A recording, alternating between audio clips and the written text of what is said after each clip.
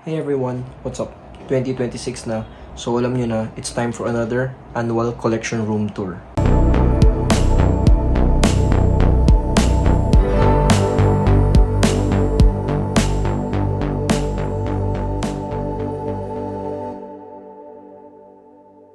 So ito yung entrance ng collection room, tapos ito naman yung bookshelf namin ng graphic novels. Meron siyang mga konting space kasi meron kaming mga napahiram, saka iba nasa Tarlac, dinala ko doon para basahin. Tapos this year naman ay bumili ako ng isa pang shelf. Dito naman yung ibang mga graphic novels na hindi masyadong sikat na titles. Tapos ito naman yung mga ibang genre, yung hindi superheroes. Karamihan ito kay dad lalo na yung mga to. Okay, papasok na tayo sa room, so mag-shift na ako ng camera. So yan yung simpleng collection room namin. Okay, so sa entrance nung room, ito yung unang table, no. So yan mga props, saka mga statue and mga hot toys. Tapos may mga pictures sa likod and syempre merong Santo Niño sa taas. Tapos meron tayong electric fan na Iron Man. Yung part na to, ito yung parang mga props sa movies and mga stuff na interactive. Ayan, may crown. Tapos merong wand, may letter, may one ring, batarang, Godzilla, gauntlet ni Thanos, mask, Tesseract, saka hammer ni Thor. Tapos yan, mga statue natin, Hot Toys, Superman, Cotton by Gaslight, Nightmare, Legolas, Mickey Mouse, Balrog. Sunod natin na shelf is the dinosaur shelf. Ayan. Mga hindi sila Mattel, so hindi sila Jurassic. Ayan, may Brachiosaurus tayo na Nanmu, may mga fetus na dinosaurs. May Nazgul kasi hindi ko alam kung saan nilalagay. Tapos yan, Rebor. Beast of the Mesozoic na T-Rex. Grail yan, lalo sa Philippines. Yung mga ibang Rebor. Tapos ito, mga Nanmu. May V-Rex tayo dyan. Mga scientific models. Tapos yung mga ibang mas murang collectibles na dinosaurs. And this part is probably my favorite. Kasi ito yung mga Jurassic. So, dyan tayo nagsimula. Nung bata pa ako, nung hobby pa lang siya at hindi pa nagiging bisyo. Meron tayong mga Mosasaurus. Ito yung galing sa bagong movie.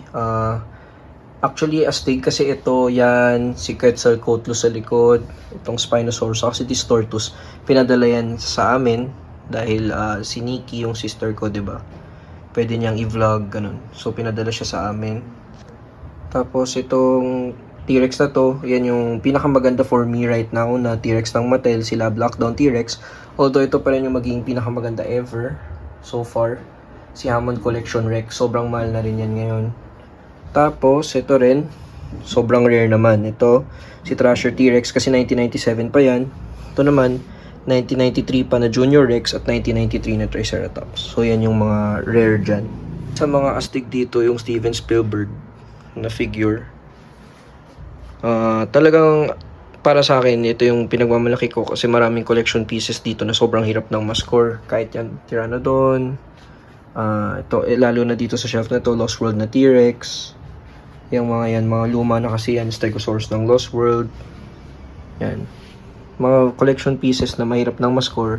Saka close sa heart ko kasi ever since bata talaga ako, dinosaur na yung favorite ko sa lahat. Hanggang ngayon, abangan nyo, gagawa ko ng dinosaur book. Ginagawa ko na siya ngayon, 200 pages na. Mali natin ma-release. The next 3 shelves naman ay Lord of the Rings shelves. So sa kapatid ko yan, kay Nikki. Mahilig talaga siya sa LOTR. Yan yung mga ibang collection pieces niya. Puro rare yan, mahirap yan lahat makuha. No? Lalo yung mga hindi toys. Yan, meron siyang Smog. Yan yung mga bagong McFarlane na LOTR. May Cave Troll. May film strip pa. Yan. Yan yung DST, Diamond Select. Tapos may Lego. And merong Peter Jackson. Ito naman yung mga autograph. Saka mga ibang toys na rare. Kunyari yan ng mga autograph. Tapos may Jollibee na Funko. May Quicks na Jollibee. Meron tayong Iron Man dito na McFarlane. Na signed ng artist. And meron din tayo ditong Superman na McFarlane na signed by David Corenswet and James Gunn. Yung shelf naman na to ay for movies and other characters. So yan, mga characters ng game, sila Witcher, mga movies. Mga NECA. Ito naman God of War sa Witcher. Yung dalawang favorite namin na game characters. Ito naman yung shelf ng mga minis and blind bags. Ito yung mga captives sa mga Jurassic minis. Ang dami na. Sa mga Batman from before. Meron pang human characters ng Chaos Theory. Yung dito naman sa taas ng mga shelf ay more awesome pieces. Mga Iron Studios, mga iba-ibang DC, Batman, mga Funko na exclusives. May LeBron James tayo. Tapos yan si Shrek, yan yung bago ng McFarlane. Tapos mga LOTR na vintage. Mga hindi pa nabubuksan, MISB. May Leonidas, may Luke, tapos meron tayong Eye of Sauron. Sa shelf na to, mga Witcher, na mga statue, Dark Horse ang gumawa. Tapos ito naman mga SHF, Mafex, Mezco na DC. Mas DC kasi talaga ako sa Marvel. Obvious naman na si Batman yung favorite. Ito yung mga Haya toys na Godzilla. Tapos may NECA tayo dyan. Ang ganda talaga nito. Grabe. Basta Haya toys. Tapos ito, -1 saka mga iba pang vintage and other Godzilla and Kaiju figures. Ito naman yung 7-inch line ng DC. Dalawang layer siya. Yan. So, sa taas, ito yung mga galing sa movies. Yan, mga DC, The Batman, tapos yung kay The Dark Knight Trilogy. Dalawa pala yung DCU natin, tapos ito mga Snyderverse. Ang ganda rin talaga nitong Steppenwolf sa Darkseid kahit sinauna pa silang McFarlane Multiverse. Parang sa mga movie figs, itong favorite ko sa lahat. Yung Nightmare.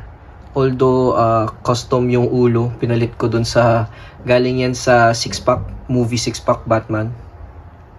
Tapos ito naman yung shelf ng mga iba-ibang comics. And then may Arkham. Yan. Arkham Universe. Wala akong mapaglagyan, di nakasya sa taas. Tapos yan. Mga Batman and others. Yan yung shelf na dadagdagan ko pa for sure. Although nawala na sa McFarlane yung license, so we'll see. Ito naman yung Marvel shelf natin. Dalawa rin yan, parang DC. Meron tayong helmet ni Magneto, X-Men, and then other characters. Si Wolverine ang favorite ko sa Marvel. Ito naman yung MCU shelf natin. Guardians of the Galaxy, tapos yung galing sa mga TV show. Deadpool and Wolverine. Ganda na ng head sculpt ngayon, you know? Tapos itong 2-pack ni Thanos and Iron Man. Yan yung best actually dyan. Bottom shelf is WWE, then now forever. Ang pinakamarami sa kanila si Tribal Chief. Yan, kita nyo naman. Iba-ibang versions yan, iba-ibang suot. Roman Reigns.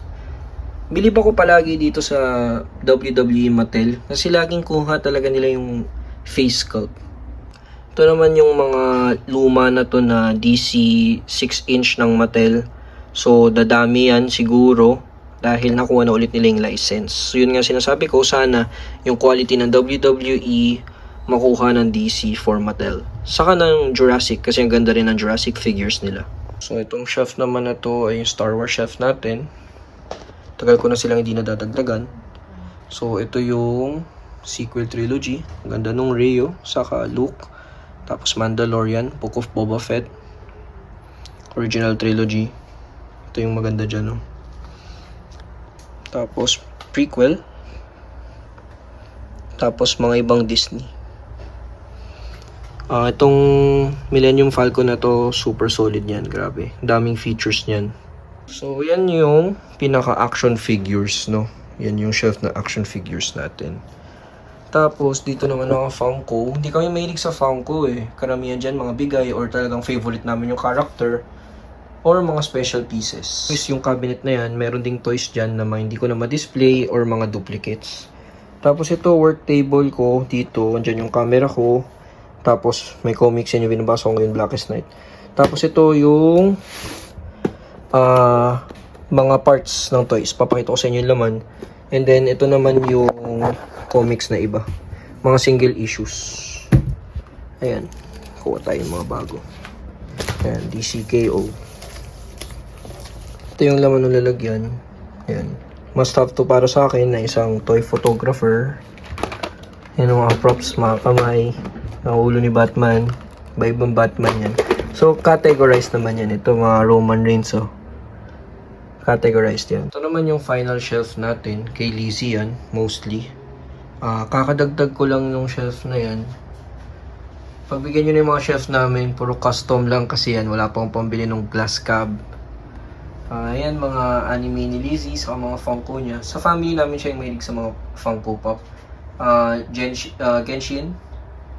Tapos meron siyang mga konting pieces dyan na magaganda. AOT, Spider-Man. Tapos yan. JJK. Kaka-release na ng bagong season.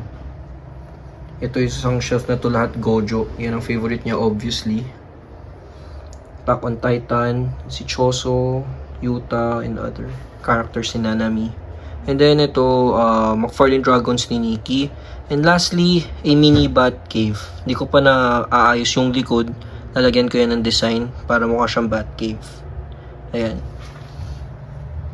Tapos lalagyan natin ng Alfred. Meron pa nga tayong Javelin 7 dito na hindi ko alam kung saan nilalagay. So that's the room. And dyan magtatapos ang ating room tour.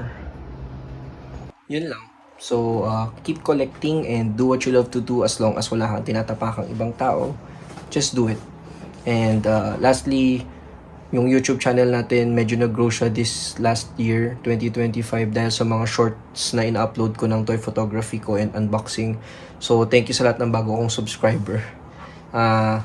With more energy and time, baka magdagdag tayo ng content.